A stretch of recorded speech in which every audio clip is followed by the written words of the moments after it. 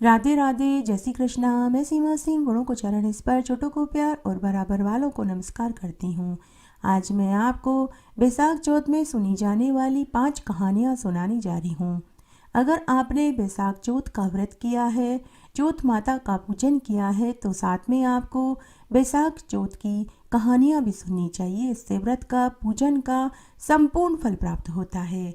आज हम इस वीडियो में बैसाख चौथ की कहानियों के साथ में दोपहर में सूरज भगवान को अर्घ्य देते समय क्या बोलना चाहिए और रात्रि में चंद्रमा को अर्घ्य देते समय क्या बोलना चाहिए वह भी सुनेंगे।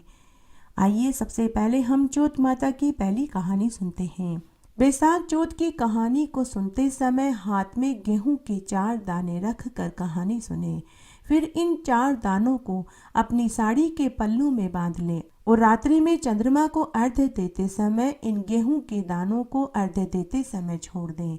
आइए अब हम बैसाख चौथ में सुनी जाने वाली प्रमुख 5 कहानियां सुनते हैं। इन कहानियों में हम बैसाख चौथ की 2 कहानी सुनेंगे, एक गणेश जी की कहानी सुनेंगे, एक छींक माता की और एक आड़ी बाड़ी की कहानी सुनेंगे और साथ में चंद्रमा को अर्घ्य देते समय क्या बोलते हैं वो भी सुनेंगे। आइए सबसे पहले हम बैसाख चौथ की एक पौराणिक प्रचलित कहानी सुनते हैं। एक बार बहुत छोटा सा गांव था।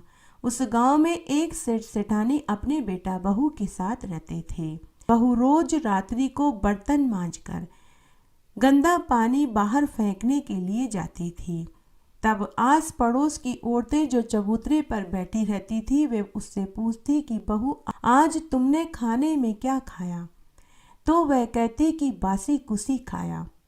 एक दिन जब वह बर्तन मांजकर पानी फेंकने के लिए गई तो रोजाना की तरह औरतों ने उससे फिर पूछा कि बहू आज तुमने खाने में क्या खाया, तो फिर से उसने वही जवाब दिया कि बासी कुसी खाना खाया। उस दिन सेठ का बेटा वहीं खड़ा था। उसने यह बात सुन ली। वह मनी मन सोचने लगा कि अभी अभी हमने गरम भोजन खाया, फिर ये दूसरों को क्यों कहती है मैंने बासी कुसी भोजन खाया। दूसरे दिन उसने अपनी माँ से कहकर खीर कांड का भोजन बनवाया। तब सेठ सेठानी और उसके बेटा बहू ने सब ने खुशी खुशी भोजन खाया। भोजन खाने के बाद हमेशा की तरह बहू बर्तन मांजकर पानी फेंकने के लिए जब वह नीचे आई तो पीछे पीछे उसका पति भी आया। आज भी वह हमेशा की तरह औरतों के पूछने पर वही जवाब दिया कि बासी कुसी भोजन खाया। यह सुनकर उसके पति को बहुत क्रोध आया। उसने मनी मन सोचा कि आज तो मैंने अपनी माँ से कहकर खीर कांड का भोजन बनवाया था, फिर भी यह पड़ोसियों से कह रही है कि इसने बासी कुसी भोजन खाया। इसका क्या रहस्य है यह तो मुझे पूछना ही पड़ेगा। इस बात को समझने के लिए वह रात का इंतजार करने लगा। जब रात हुई और बहू कमरे में आई तो उसके पति ने पूछा कि आज हमने सबने खीर खांड का भोजन खाया था, फिर पड़ोस की औरतों के पूछने पर तुमने ऐसा क्यों कहा कि मैंने बासी कुसी भोजन खाया।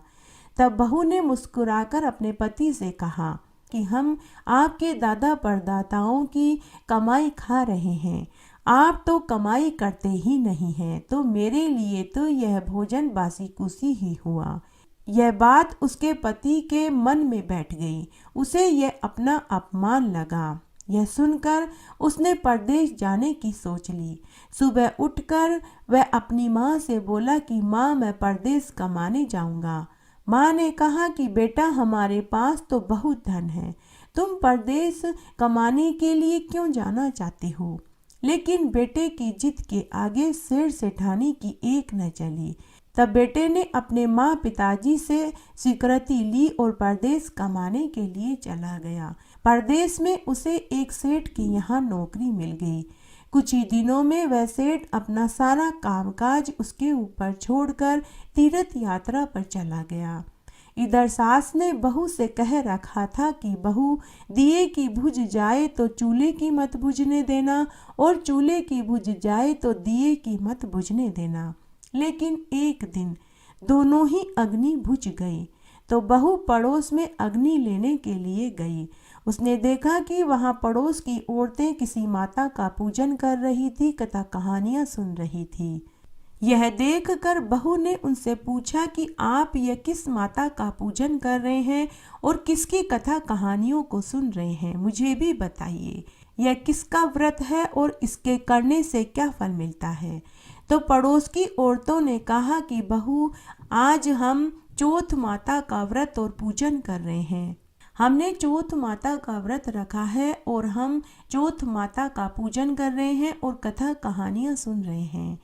इसको करने से बिछड़ों का मिलन होता है, निसंतानों को संतान सुख की प्राप्ति होती है, कुंवारों के ब्याह होते हैं और सुहागिनों को अखंड सुहाग मिलता है। इस पर बहू ने कहा कि मेरे भी पति को परदेश कमाने गए हुए बहुत समय हो गया है। मैं भी चौथ माता का व्रत करना चाहती हूँ, लेकिन मेरी सास मुझे बाहर निकलने ही नहीं देती, तो मुझे कैसे पता चलेगा कि चौथ का व्रत कब है। तब गांव की औरतें बोली कि बहू, तुम रोजाना एक डिबिया में गेहूं का एक दाना रखती जाना। जिस दिन 30 दाने पूरे हो जाएं, उसी दिन तुम चौथ का व्रत कर लेना, कथा कहानी सुन लेना, पूजन कर लेना और रात्रि में चंद्रमा को अर्घ्य देकर एक समय भोजन खा लेना। साहूकार के बेटे की बहू ने उनके कथना अनुसार व्रत करने लगी। इस तरह व्रत करते हुए उसे कई बरस बीत गए। तब एक दिन चौथ माता ने सोचा कि यदि इसकी नहीं सुनेंगे तो कलयुग में हमें कौन मानेगा। तब चौथ माता ने एक रात्रि में साहूकार के बेटे को स्वप्न में जाकर दर्शन दिया और कहा कि अरे, साहूकार के बेटे सो रहा है या जाग रहा है। तो उसने कहा कि माता, न मैं सो रहा हूँ न जाग रहा हूँ, मैं तो चिंता में पड़ा हूँ। इस पर चौथ माता ने कहा कि बेटा, चिंता छोड़, तेरे घर की सुध ले, तुझे तेरी पत्नी और माता पिता बहुत याद कर रहे हैं। तब उसने कहा कि माता, मैं घर कैसे जाऊं, मेरा कारोबार बिखरा पड़ा है। तब चौथ माता बोली कि पुत्र, तू सुबह उठकर नहा धोकर दुकान पर जाना और चौथ विनायक जी और चौथ माता का नाम लेकर घी का दीपक जला देना, तेरे सभी काम सिमट जाएंगे। सुबह उसने ऐसा ही किया। देखते ही देखते सारा हिसाब किताब हो गया। यह देखकर उसके मालिक को बहुत प्रसन्नता हुई। तब सेठ के लड़के ने अपने मालिक से घर जाने की अनुमति मांगी। तब सेठ ने उसका पूरा हिसाब किताब किया और साथ ही उसे खूब सारा धन दिया। साहूकार का पुत्र खूब सारा धन लेकर अपने घर की ओर चल दिया। वह एक जंगल से गुजर रहा था। जब वह जंगल से जा रहा था तो उसने देखा कि एक सर्प की पूंछ में आग लगी हुई थी। साहूकार के पुत्र ने जब सर्प की पूंछ में आग लगी हुई देखी तो उसने मिट्टी डालकर आग बुझा दी। इससे सर्प क्रोधित हो गया। सांप ने गुस्से में आकर कहा कि मैं तो अपनी 100 साल की उम्र पूरी करके मुक्ति पाने के लिए जा रहा था, तूने मुझे क्यों बचाया, अब मैं तुझे डसूंगा। इस पर साहूकार के बेटे ने कहा कि हे सर्प देवता, मैं 12 बरस के बाद अपनी पत्नी, माँ और पिता से मिलने के लिए घर जा रहा हूँ। जब मैं उनसे मिल लूँ तो आप मुझे डस लेना। तब सर्प बोला कि तू घर जाकर पलंग पर सो जाएगा, मैं बहुत बुजुर्ग सांप हूँ, मैं पलंग पर चढ़ नहीं पाऊंगा। तब साहूकार के बेटे ने कहा कि मैं पलंग पर चादर लटका दूंगा, आप चद्दर की मदद से पलंग पर चढ़ जाना और मुझे डस लेना। इस पर सर्प देवता ने उसे जाने दिया। साहूकार का बेटा दुखी मन से घर आया और उदास होकर बैठ गया। माता पिता ने अपने पुत्र से उदासी का कारण पूछा, लेकिन पुत्र ने कोई जवाब नहीं दिया। माता पिता ने सोचा कि यह रास्ते की थकान है, इसीलिए दुखी हो रहा होगा, कुछ देर में यह ठीक हो जाएगा। जब बेटा कुछ बोला नहीं तो उसकी पत्नी समझ गई, वह बड़ी ही होशियार थी। साहूकार के बेटे की बहू बड़ी समझदार थी। उसने कमरे की एक सीढ़ी पर कच्चे दूध का कटोरा, दूसरे पर चूरमा, तीसरी सीढ़ी पर बालू रेत, चौथी पर इत्र, पांचवी पर गुलाब के फूल की पंखुड़ियां बखेर दी। इस तरह 7 सीढ़ियों पर सांप के पसंद की सभी चीजें रख दी। तब अर्धरात्रि को सांप सुस्कारता फुफकारता फण फैलाता हुआ आया और साहूकार के घर पहुंचा। जब पहली सीढ़ी पर चढ़ने लगा तो उसे दूध का कटोरा मिला। सर्प ने दूध पी लिया, चूरमा खा लिया, फिर ठंडी ठंडी बालू रेत पर लौटने लगा। फिर उसने इत्र की खुशबू सूंघी तो वह मदहोश हो गया। फिर वह मुलायम गुलाब की पंखुड़ियों पर सो गया। तब सर्प ने कहा कि हे साहूकार के पुत्र, तूने मुझे खुश करने के लिए बहुत किया, लेकिन मैंने तुझे डसने का वचन दिया था, इसलिए डसना तो पड़ेगा। तब जोत माता और विनायक जी ने सोचा कि आज अगर हम इसकी नहीं सुनेंगे तो कलयुग में हमें कौन मानेगा। तब जोत माता तलवार बनी और विनायक जी ढाल बने। जैसे ही सांप डसने लगा तो उन्होंने उसके 2 टुकड़े कर दिए। तभी भी उस सर्प की पूंछ में जान शेष रह गई थी और सर्प की पूंछ साहूकार के बेटे के जूते में जाकर के गिर गई। तब सर्प ने सोचा कि जब सुबह साहूकार का बेटा जूते पहनेगा तो मैं उसे डस लूंगा। तभी वहां खूब सारी चींटियां आ गई। चींटियां मनी मन सोचने लगी कि साहूकार के बेटे की बहू रोज हमें आटा और चीनी खाने को देती थी। जोत माता और विनायक जी ने तो इस सर्प को मरा जान कर के चले गए, लेकिन इसकी पूंछ में अभी भी जान शेष है। तब सभी चींटियों ने एक साथ उस सर्प के जीवित अंश पर हमला बोल दिया और सारी लाल चींटियां उस सर्प के पूंछ के अवशेष को खाकर चट कर गई। साहूकार के बेटे को नींद नहीं आ रही थी। वह पलंग पर लेटा लेटा यह सब कुछ देख रहा था। जब उसने देखा कि सर्प मर चुका है तो उसे बहुत खुशी हुई। उसने अपनी पत्नी को जगाया और कहा कि मुझे नींद नहीं आ रही है, तुम मेरे साथ चौपड़ पासा खेलो। तब दोनों पति पत्नी देर रात्रि तक चौपड़ पासा खेलते रहे। इस तरह वे सुबह जल्दी नहीं उठ पाए। साहूकार दंपति को जल्दी उठने की आदत थी तो वे उठ गए।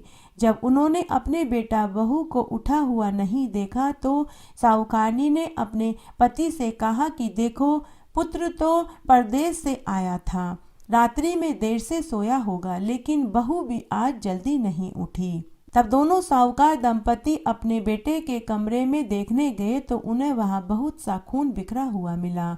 वे दोनों जोर जोर से रोने चिल्लाने लगे कि कोई हमारे बेटा बहू को मार कर के चला गया। माता पिता के रोने चीखने की आवाज़ सुनकर उनके बेटा बहू की नींद खुल गई। तब बेटा बोला कि माँ, बाबूजी, हमारा बैरी दुश्मन मारा गया, आप साफ सफाई करवा दीजिए, तभी हम बाहर आएंगे। तब माता पिता ने वहाँ साफ सफाई करवाई। तब बेटा बहू आए। बेटे ने अपनी माँ से पूछा कि माँ, तुमने मेरी दुआ सलामती के लिए कोई व्रत उपवास दान पुण्य किया था क्या? तो माँ ने कहा कि बेटा, मैंने तो कोई व्रत उपवास और दान पुण्य नहीं किया। तब बहू बोली कि माँ, बाबूजी, मैं हर महीने की चौथ का व्रत करती थी। तब सास ने बहू से कहा कि बहू, तू कब व्रत करती थी? मैं तो रोज तुझे 4 समय भोजन देती थी। तब बहू ने कहा कि सासू माँ, मैं हर महीने की चौथ का व्रत करती थी। उस दिन सुबह का खाना मैं पनिहारिन को देती थी, दूसरी बार का भोजन मैं गाय को खिलाती थी, तीसरी बार का भोजन उटियाड़े में गाड़ देती थी और चौथी बार का भोजन मैं रात्रि में चंद्रमा को अर्घ्य देकर खुद खाती थी। अगर आपको विश्वास नहीं है तो आप सभी से पूछ सकते हैं। तब सास ने पनिहारिन से पूछा तो उसने कहा कि हाँ माताजी, आपकी बहू महीने के एक दिन में सुबह का खाना मुझे देती थी। बछड़े से पूछा गया तो उसके मुंह से फेफ के फूल झड़ने लगे। उटियाड़े को खोद कर देखा गया तो उसमें रोटी सब्जी सोने के सिक्कों में बदली हुई मिली। सास ने बहू को गले से लगा लिया। तब बहू ने सास के साथ बैसाख चौथ के व्रत का उद्यापन किया। सास बहू ने चौथ माता के व्रत का उद्यापन धूमधाम से किया। हे चौथ माता, जैसे आप बहू के ऊपर प्रसन्न हुई वैसे सबके ऊपर होना। जैसे आपने बहू को अमर सुहाग का आशीर्वाद दिया वैसे सबको देना। कहानी कहने वाले को, सुनने वाले को और हुकारा भरने वाले को। घटती हो तो पूरी हो, पूरी हो तो परवान चढ़े, भूले बिसरे नाम तेरे भंडार में भरे। एक गांव में एक बुढ़िया अपने बेटे के साथ रहती थी। बुढ़िया माई अपने बेटे की सलामती के लिए 12 महीने की चौथ का व्रत करती थी। हर चौथ को पंसारी से गुड़, घी और आटा लाती थी और 4 लड्डू बनाती थी। उन 4 लड्डुओं में से एक लड्डू अपने बेटे को खाने को देती, एक लड्डू पूजा कर रखती, एक हथकार का निकालती और एक लड्डू को रात्रि में चंद्रमा को अर्घ्य देकर संव्रत खोलती थी। तब एक बार उसका बेटा ताई से मिलने के लिए गया। उस दिन बैसाखी चौथ थी तो ताई पूजा कर रही थी। तब बुढ़िया का बेटा ताई से बोला कि ताई जी, आप तो साल में 4 चौथ करती हो, लेकिन मेरी माँ तो 12 महीने की 12 चौथ का व्रत करती है। तब ताई उसे उकसाती हुई बोली कि बेटा, तेरी माँ को तो घी गुड़ के लड्डू खाने की आदत पड़ गई है। वह तेरी मेहनत की कमाई को खाने पीने में उड़ा रही है। बेटा, मेरी बात मान, तू तो परदेश कमाने के लिए चला जा। तेरी माँ तो तेरी कमाई को इसी तरह से चौथ के व्रत में लड्डू खाकर उड़ा देगी। यह बात बुढ़िया के बेटे के मन में बैठ गई। वह उसी समय घर आया और घर आकर अपनी माँ से बोला कि माँ, मैं परदेश कमाने के लिए जा रहा हूँ।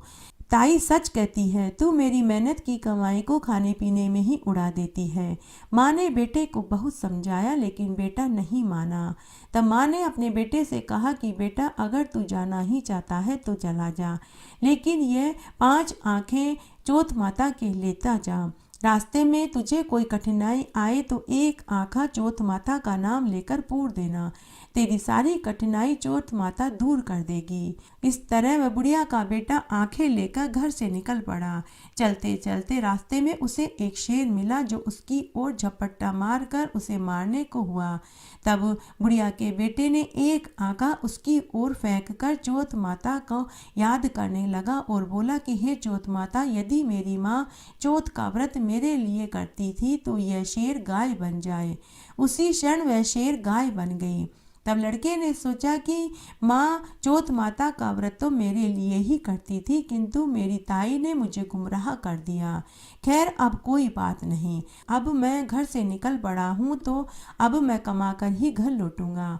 उसके बाद वह आगे चल दिया। आगे गया तो उसे एक नदी मिली। वह नदी खून से भरी हुई थी। उस नदी को देखकर बुढ़िया के बेटे ने फिर से एक आंखा नदी में डाला और चौथ माता को याद करके कहने लगा कि हे चौथ माता, यदि मेरी माँ मेरे लिए ही चौथ का व्रत करती थी तो यह नदी दूध दही की बन जाए। उसी क्षण वह खून की नदी दूध दही की नदी में बदल गई। उसके बाद वह लड़का आगे चल दिया। चलते चलते उसे एक अन्य नगरी दिखाई दी। उसे बहुत भूख प्यास सता रही थी। तभी उसे वहाँ एक बुढ़िया माई दिखाई दी जो भोजन बनाती जा रही थी और रोती जा रही थी। तब वह लड़का उस बुढ़िया के पास गया और पूछने लगा कि बुढ़िया माई, आप क्यों रो रही हैं? बुढ़िया ने कहा कि बेटा, तू मेरे दुख को जानकर के क्या करेगा? मेरा दुख कोई भी दूर नहीं कर सकता। तब लड़के ने जानने की जिद करी तो बुढ़िया ने कहा कि बेटा, इस नगरी के पास एक पहाड़ी है। उसकी गुफा में एक दैत्य रहता है। पहले वह नगरी में आकर कई लोगों को मार कर जाता था। तब राजा ने उस दैत्य से कहा कि तुम नगरी में मत आया करो, तुम्हारे लिए रोज एक आदमी मैं पहाड़ी पर ही भेज दूंगा। उस दिन के बाद राजा की आज्ञा से रोज एक आदमी उस पहाड़ी पर जाने लगा। आज मेरे लड़के की बारी है, इसीलिए रो रही हूँ। तब लड़के ने कहा कि बुढ़िया माई, तुम मुझे भोजन खिला दो और पानी पिला दो। तुम्हारे लड़के की जगह दैत्य के पास मैं चला जाऊंगा। तब बुढ़िया ने कहा कि बेटा, तुम्हें भोजन और पानी तो मैं वैसे भी खिला दूंगी, लेकिन तुम अपनी जान क्यों संकट में डालते हो? तो वह लड़का बोला कि बुढ़िया माई, तुम चिंता मत करो, मुझे कुछ नहीं होगा। उसके बाद बुढ़िया ने उसे भोजन खिलाया और पानी पिलाया। तभी राजा के सिपाही वहां आ गए। तब वह लड़का उन सिपाहियों के साथ उस दैत्य के पास चला गया। लड़के ने दैत्य के सामने पहुंचते ही एक चौथ का आंखा निकालकर फेंका और कहा कि हे चौथ माता, यदि मेरी माँ मेरे लिए ही चौथ का व्रत करती थी तो यह दैत्य का सिर कट कर अलग हो जाए। उसी क्षण दैत्य का सिर कट कर अलग हो गया। पूरी नगरी में खुशी फैल गई। उसके बाद वह लड़का वहां से आगे चल दिया। चलते चलते लड़का एक दूसरे राजा की नगरी में पहुंचा। उस राज्य में आवा तब पकता था जब एक मनुष्य की बलि दी जाती थी। सिपाहियों ने जब उस लड़के को देखा तो उसे आवे में चुन दिया। लड़के ने फिर से एक आंखा आवे में डाला और कहा कि हे चौथ माता, यदि मेरी माँ मेरे लिए ही चौथ का व्रत करती थी तो मेरी बलि दिए बिना ही यह आवा पक जाए। दूसरे दिन भंगन झाड़ू निकालने आई। एक कंकर उछल कर आवे पर लगा तो उसे टन की आवाज आई। मेहतरानी भाग कर राजा के पास गई और बोली कि राजा जी, आवा तो पक गया है। राजा ने मेहतरानी से कहा कि अगर यह बात झूठी निकली तो तुझे फांसी पर चढ़ा दूंगा। उसके बाद राजा ने जाकर के देखा तो सच में आवा पक चुका था। तब राजा की आज्ञा से बर्तन उतारने शुरू किए। बर्तन उतारने लगे तो उसमें से सोने चांदी के बर्तन निकलने लगे। राजा को और पूरी प्रजा को महान आश्चर्य हुआ। तभी आवे में से आवाज आई कि बर्तन धीरे धीरे उतारना, नहीं तो मेरे लग जाएगी। सब डर कर कहने लगे कि यहाँ कोई भूत प्रेत या जिन है। तब अंदर से आवाज आई कि जिसे तुमने आवे में चुना था, मैं तो वही लड़का बोल रहा हूँ। तब राजा की आज्ञा से उसे बाहर निकलवाया गया। तब राजा ने उस लड़के से कहा कि आज से पहले इस आवे में से कोई भी जीवित नहीं निकला, तुम कैसे निकल गए? लड़के ने कहा कि मेरी माँ हर महीने की चौथ का व्रत करती थी, चौथ माता ने ही मेरी रक्षा करी है। राजा ने कहा कि मुझे विश्वास नहीं होता। राजा ने उसकी परीक्षा लेने के लिए चांदी की सुराही मंगाई। राजा ने कहा कि मैं तुम्हारी बात की सत्यता की परीक्षा लेना चाहता हूँ। तुम इस सुराही के अंदर जाओ और नलकी में से बाहर निकल कर के दिखाओ। तब लड़के ने फिर से एक आंखा पूर दिया और चौथ माता से बोला कि हे चौथ माता, मैं भंवरा बन जाऊं और इस सुराही में जाकर नलकी में से बाहर निकल आऊं। तब ऐसा ही हुआ। वहां खड़े सभी लोगों ने यह चमत्कार देखा। राजा को उस लड़के पर प्रसन्नता हुई। राजा ने उससे अपनी लड़की का विवाह कर दिया और वह बहुत दिनों तक महल में रहने लगा। थोड़े दिनों के बाद वह लड़का राजा से बोला कि महाराज, मैं वापस अपने देश जाना चाहता हूँ। राजा ने बहुत सा धन दौलत देकर विदा कर दिया। जब वह अपने देश में पहुंचा तो लड़के ने नगर के बाहर विश्राम लिया। फिर वह अकेला उसी पंसारी की दुकान पर पहुंच गया जहां उसकी माँ गुड़ और घी और आटा लेने के लिए आती थी। उस दिन बैसाख चौथ थी। लड़के ने सोचा कि माँ अभी भी व्रत करती होगी तो यहाँ से गुड़, आटा और घी लेने जरूर आएगी। तभी उसकी माँ धीरे धीरे लकड़ी टेकती हुई सामने से आती हुई दिखाई दी। बेटे ने मजाकिया तौर पर अपना पैर लकड़ी के आगे कर दिया। लकड़ी पैर से टकराई तो वह बोला, बल रे पूत, काटी मेरे पैर के लगा दी। माँ ने उसे पहचाना नहीं और कहा कि भैया, तुम मुझे चाहे जितना गाली गलौज निकालो, लेकिन मेरे बेटे के लिए कुछ मत कहो। पहले ही मेरे बेटे को उसकी ताई ने भड़काकर मुझसे दूर कर दिया। लड़के ने सोचा कि देखो, मैंने कितनी बड़ी भूल करी। मैंने उस माँ पर शक किया जो आज भी मेरे लिए ही चौथ का व्रत करती है। वह माँ के पैरों में गिर पड़ा और बोला कि माँ, मैं ही तेरा बेटा हूँ, मुझे माफ कर दो। माँ ने उसे गले से लगा लिया, लेकिन नगर के लोगों ने इस बात को मानने से इनकार कर दिया कि यह बुढ़िया का बेटा है। तब कुछ समझदार लोगों ने कहा कि बुढ़िया को सूरज भगवान के सामने खड़ा कर दो और उसके सामने इस लड़के को खड़ा कर दो। अगर यह सच में इसी का बेटा है तो आंचल से दूध की धार इसके मुंह पर जाकर के गिरेगी। तब बुढ़िया माई को सूरज भगवान के सामने खड़ा कर दिया और उसे लोहे की कांचली पहना दी और उसके सामने उसके लड़के को खड़ा कर दिया। तब बुढ़िया माई ने कहा कि हे चौथ माता, यदि मैं मेरे लड़के के लिए चौथ का व्रत करती हूँ तो ये कांचली फट जाए। उसी समय वह लोहे की कांचली फट गई और बुढ़िया माई के स्तन से दूध की धार उसके बेटे के मुख पर जाकर गिरी। लोग चौथ माता की जय जयकार करने लगे। यह देखकर उस नगर के सभी लोग चौथ माता का व्रत करने लगे। हे चौथ माता, उस बुढ़िया के लड़के की जिस प्रकार आपने मदद करी वैसी सबकी करना। कहानी कहने वाले की, सुनने वाले की और हुक्कारा भरने वाले की। घटती हो तो पूरी हो, पूरी हो तो परवान चढ़े, बुले बिसरे नाम तेरे भंडार में भरे। आइए अब हम गणेश जी की एक पुरानी कथा सुनते हैं। एक बार एक गांव में एक राजा के 2 रानियां थी। बड़ी रानी के 2 पुत्र थे, लेकिन छोटी रानी के कोई संतान नहीं थी। बड़ी रानी बड़ी ही कुटिल, गुस्सेल और घमंडी स्वभाव की थी, जबकि छोटी रानी बड़ी ही दयालु, धार्मिक प्रवृत्ति की और सभी की मदद करने वाले स्वभाव की थी। छोटी रानी गणेश जी भगवान की परम भक्त थी। वह हर बुधवार का व्रत करती, पूजा पाठ करती थी और हमेशा गजानन जी किया करती थी। राजा दोनों रानियों को बराबर का समय देते थे। जब भी राजा छोटी रानी के पास जाने लगते थे तो बड़ी रानी किसी न किसी बहाने से राजा को खुद के पास रोक लेती थी। तब एक बार की बात है, राजा शहर जा रहे थे। उन्होंने बड़ी रानी से पूछा कि शहर से कुछ मंगवाना हो तो बता देना। तब बड़ी रानी ने सामान की बहुत बड़ी लिस्ट दे दी। फिर राजा ने छोटी रानी से पूछा, लेकिन छोटी रानी ने मना कर दिया और बोली कि महाराज, मेरे पास सब कुछ है, मुझे कुछ नहीं चाहिए। और फिर वह गजानन जी करने लगी। तब मंत्री ने राजा से कहा कि महाराज, छोटी रानी कभी अपने लिए कुछ नहीं मंगवाती है। अगर आप कहें तो इस बार हम शहर से पीतल के गणेश जी की मूर्ति लेकर के आए। तब राजा ने मंत्री से कहा कि मंत्री जी, आप बिल्कुल सही बोल रहे हैं, मुझे याद नहीं रहता, लेकिन आप याद रखना। इस तरह राजा शहर में गए और वहां अपना काम किया। काम करने के बाद राजा ने बड़ी रानी ने सामान की जो लिस्ट दी थी वह सारा सामान अपने मंत्री को भेजकर मंगवा लिया, लेकिन छोटी रानी के लिए गणेश जी की मूर्ति लेना भूल गए। जब वे आधे रास्ते में आ गए तभी मंत्री को गणेश जी की मूर्ति लेने वाली बात याद आई। मंत्री ने राजा से कहा कि महाराज, मुझे माफ़ करना, मुझे गणेश जी की मूर्ति लेने वाली बात याद नहीं आई। तभी अचानक सड़क के दूसरी तरफ उन्हें एक मूर्ति बेचने वाला दिखाई दिया।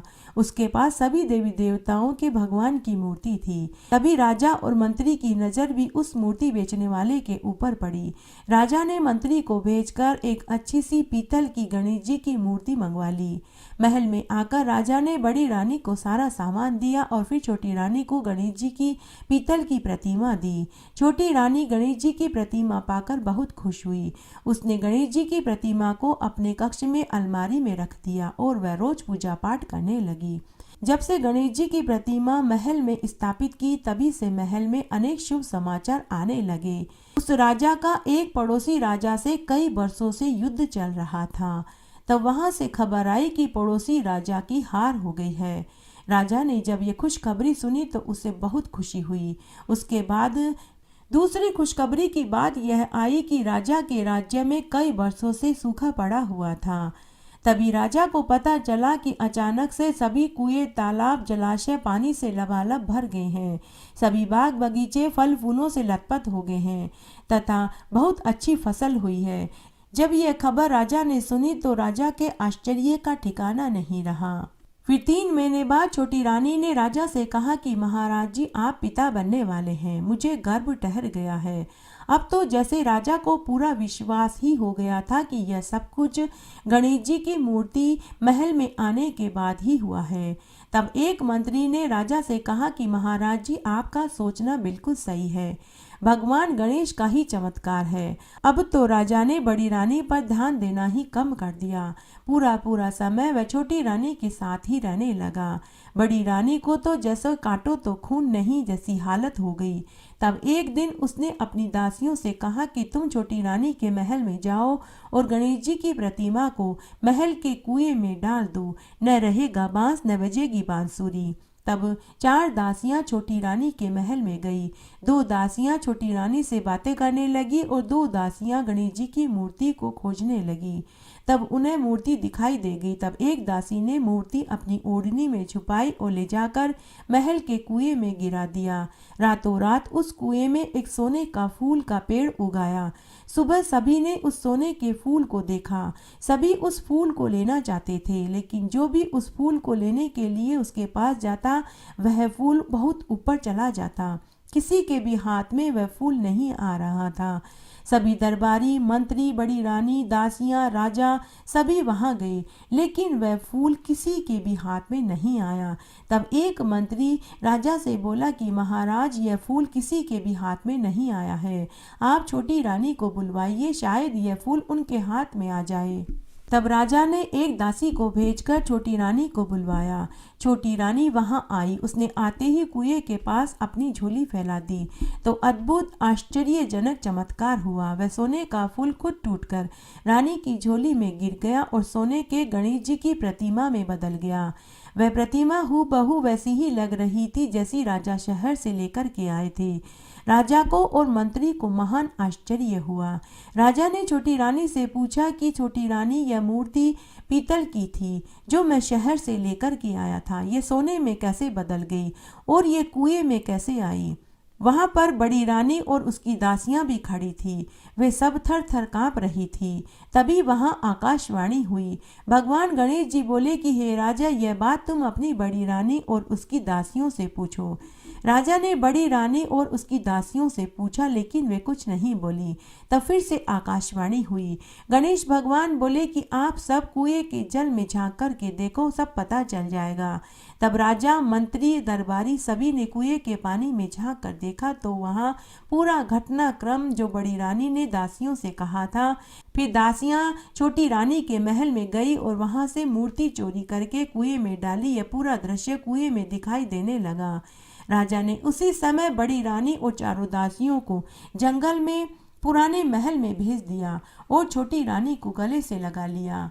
उसके बाद राजा ने राज्य में बहुत सुंदर गणेश जी भगवान का मंदिर बनवाया और साथ ही महल में भी गणेश जी का मंदिर बनवाया और उस मंदिर में वही सोने की मूर्ति स्थापित कर दी और पूरे राज्य में ये ढिंडोरा पिटवा दिया कि सभी को भगवान गणेश जी की पूजा और व्रत करना चाहिए और बुधवार का व्रत रखना चाहिए। उसके बाद राजा भी छोटी रानी के साथ हर बुधवार का व्रत करने लगा और पूजा करने लगा। 9 महीने के बाद छोटी रानी को सुंदर पुत्र पैदा हुआ। वे सभी इस जीवन के सुख भोग का मरने के बाद बैकुंठ को प्राप्त हुए। घटती हो तो पूरी हो तो परवान चढ़े, भूले बिसरे नाम तेरे भंडार में भरे। सब कथा कहानियों के साथ में छींक चोत माता की कहानी भी सुननी चाहिए। आइए अब हम छींक चोत माता की एक पौराणिक कथा सुनते हैं। एक बार बहुत छोटा सा गांव था। उस गांव में एक राजा अपनी 2 रानियों और एक मुंह बोली बहन के साथ रहता था। राजा को बड़ी रानी से औलाद सुख नहीं मिला तो राजा ने अपनी मुंह बोली बहन के कहने में आकर दूसरा विवाह किया, जिससे राजा को छोटी रानी से 4 पुत्र पैदा हुए। अब तो राजा अपनी मुंह बोली बहन की सभी बातें मानने लगा। राजा की मुंह बोली बहन को अपनी छोटी भाभी अधिक पसंद थी। बड़ी भाभी फूटी आंख उसे नहीं सुहाती थी, क्योंकि बड़ी भाभी उसका कहना नहीं मानती थी, जबकि छोटी रानी अपनी मुंह बोली ननद की सभी बातें मानती थी। बड़ी रानी पूरे समय अपने महल में अकेले बैठी रहती थी। तब एक बार जब वह अपने महल के झरोखे से बाहर झांक रही थी तो उसने गांव की कुछ औरतों को पूजा पाठ करते हुए देखा। तो उसने अपनी दासी से पूछा कि ये गांव की औरतें किसकी पूजा पाठ कर रही हैं। तब दासी ने बड़ी रानी से कहा कि आज चौथ का व्रत है। इन सभी ने चौथ माता का व्रत रखा है और ये पूजा कर रही है।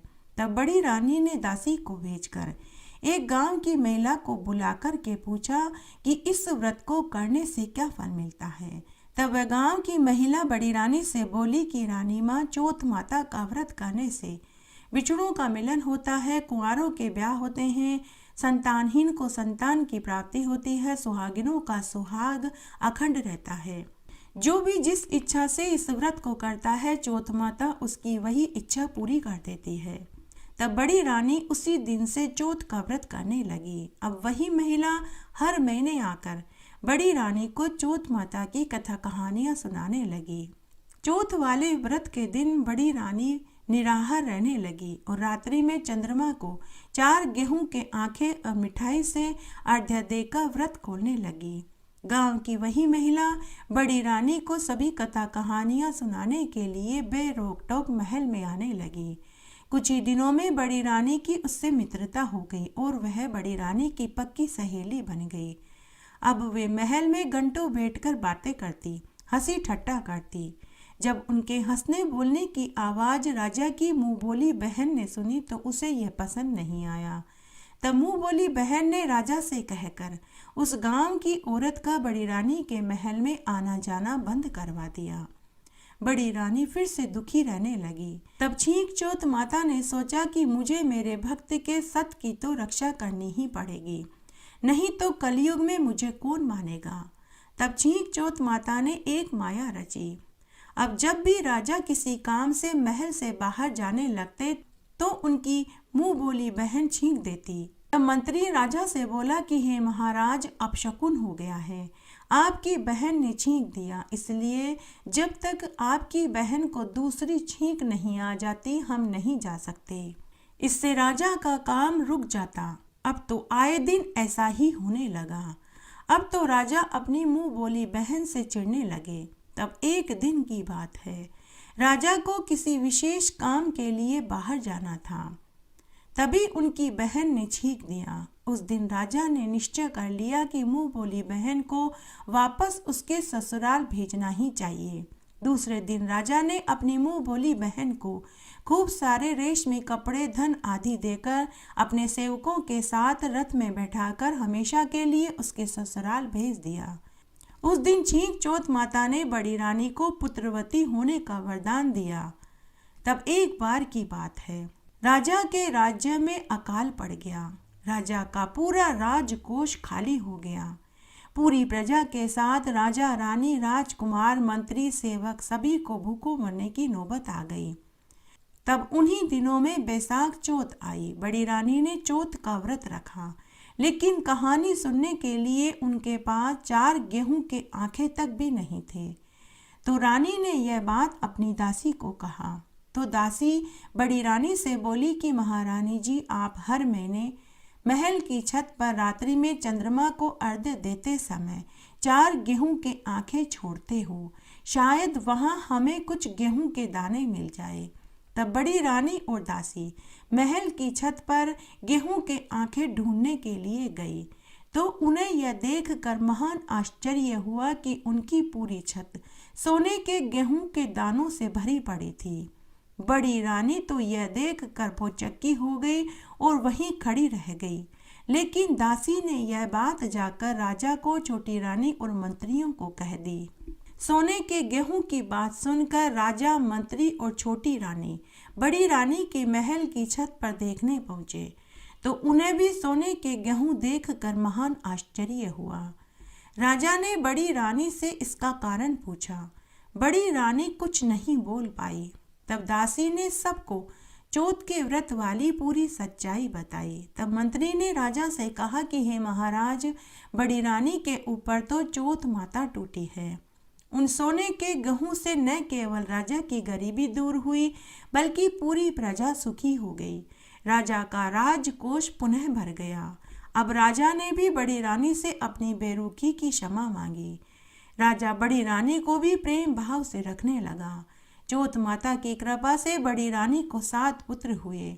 वे सभी तेजस्वी, बलवान और कीर्तिवान हुए। हे चीक चौथ माता, जैसे आपने बड़ी रानी को चौथ के व्रत का फल दिया, वैसे सबको देना। कहानी कहने वाले को, सुनने वाले को और हुक्कारा भरने वाले को। घटती हो तो पूरी हो, पूरी हो तो परवान चढ़े, भूले बिसरे नाम तेरे भंडार में भरे। सभी कथा कहानियों के साथ में आड़ी बाड़ी की कहानी जरूर सुननी चाहिए। आइए अब हम आड़ी बाड़ी की कहानी सुनते हैं। आड़ी बाड़ी सोनारी बाड़ी, जिमे बेटी कान कुमारी काई पूजे, दशा माता की बाड़ी पूजे, दिहाड़ी बाड़ी की बाड़ी पूजे, गजानन भगवान की बाड़ी पूजे, सूरज भगवान की बाड़ी पूजे, विष्णु भगवान की बाड़ी पूजे, सत्यनारायण भगवान की बाड़ी पूजे, तुलसी माता की बाड़ी पूजे, पतवारी माता की बाड़ी पूजे, धर्मराज जी की बाड़ी पूजे, पोपाबाई की बाड़ी पूजे, राम लक्ष्मण सीता माता की बाड़ी पूजे, विश्राम भाव जी की बाड़ी पूजे, संतोषी माता की बाड़ी पूजे, माउस भगवान की बाड़ी पूजे, एकादशी भगवान की बाड़ी पूजे, 33 कोटि देवी देवताओं की बाड़ी पूजे।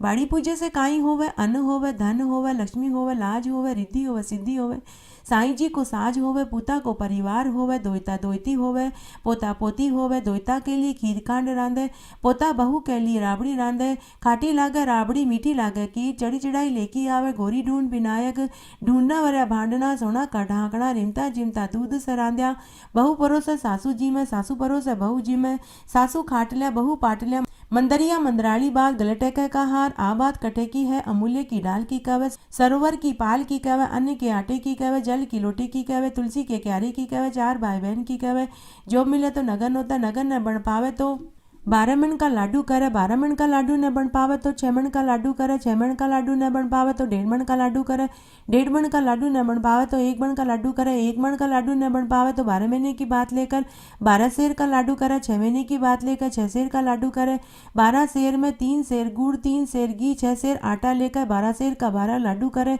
एक पानी का पनिहार की, एक रमता बालक न देवे, एक गाय का ग्वाला न देवे, एक सास की, एक बहू की, एक बेटे की, एक माँ की, एक बहन की, एक भाई की, एक पुरानी ओढ़त, एक चाणक्य चणियार, एक दशा माता के घड़े रखे, एक तुलसी के क्यारे में रखे, एक समय व्रत करे, खाओ जो कर्म को, पाठ जो धर्म को, या बात कहवे, खाटी मूली छाछ दे, गलोड़ी में घी दे, तलोड़ी में तेल दे, खाजा को फड़को दे, पापड़ को तड़को दे, जड़ू लो पूत दे, सासू जी को परसन दे, बहू को जिमण दे, दोरानी जिटानी खम्मा खम्मा करे, बोल बोलनी पारोसन दे, तलिया गुणी गोबर दे, चोरनी आका मुँह आका चोरिया, थारे घर को धर्म थाना लगे, मारे घर को धर्म मने बढ़ाओ, पीपल पूजो, पनौती भर भर मोतिया को थाल, दुख दर्द कम कर जो, राजपाट दीजो, उठो बहु बेटी, गीलो सुको कामण गाओ, कामण की आवे हाथ, स्त्री रो कूचो, मर्द रहात, गल मोत्या रो हाथ, 33 कोटि देव देवताओं ने नमस्कार। उठो भाई तपसी, जीमो भाई लपसी, भाई को थान, भाभी को मान, थानता की वार्ता को फल, माने माँ की कथा कहानी और व्रत को फल। दोपहर में कहानी सुनने के बाद सूर्य नारायण भगवान को अर्घ्य देते समय बोलना चाहिए, सोना की सी सांकली, गलमुत्या को हार, चौबाती को दीवलो, 4 पहर की रात, आम तले मारो सासरो, नीम तले मारो पीर, चारों गेला यू भवे जय कीड़ी की सीनार, बैसाख चौथ का सूरज ने अर्घ देता, जीवो वीर पूत भरतार। उसी तरह रात्रि में चंद्रमा को अर्घ्य देते समय सूर्य देवता की जगह चंद्रमा बोला जाता है और बोलते हैं, सोना की सी सांकली, गलमुत्या को हार, चौबाती को दीवलो, 4 पहर की रात, आम तले मारो सासरो, नीम तले मारो पीर, चारू गेला यू भवे जाय कीड़ी की सीनार, बैसाख चौथ का चंद्रमा ने अर्घ देवता, जीवो वीर पूत भरतार। चंद्रमा को अर्घ्य देते समय बोलना चाहिए, चांदा हेलो उगियो, हरिया बांस कटाए, साजन उबा बारने, आका पाती लाए, सोना की सी सांकली, गलमुत्या को हार, बैसाख चौथ का चांद ने अर्घ देवता, जीवो वीर पूत भरतार। इस तरह आज हमने बैसाख चौथ की 5 कहानियाँ सुनी। आशा करती हूँ आपको सभी कहानियाँ अच्छी लगी होगी। अगर आपको ये कहानियाँ अच्छी लगे तो इसे ज़्यादा से ज़्यादा लाइक करें, अपने दोस्तों रिश्तेदारों में ज़रूर शेयर करें ताकि उन्हें भी बैसाख चौथ की कहानी सुनने का संपूर्ण फल प्राप्त हो। मेरे साथ बने रहने के लिए आपका धन्यवाद। आगे आने वाली कथा कहानियों के लिए भी आप इसी तरह मेरे साथ बने रहें। धन्यवाद।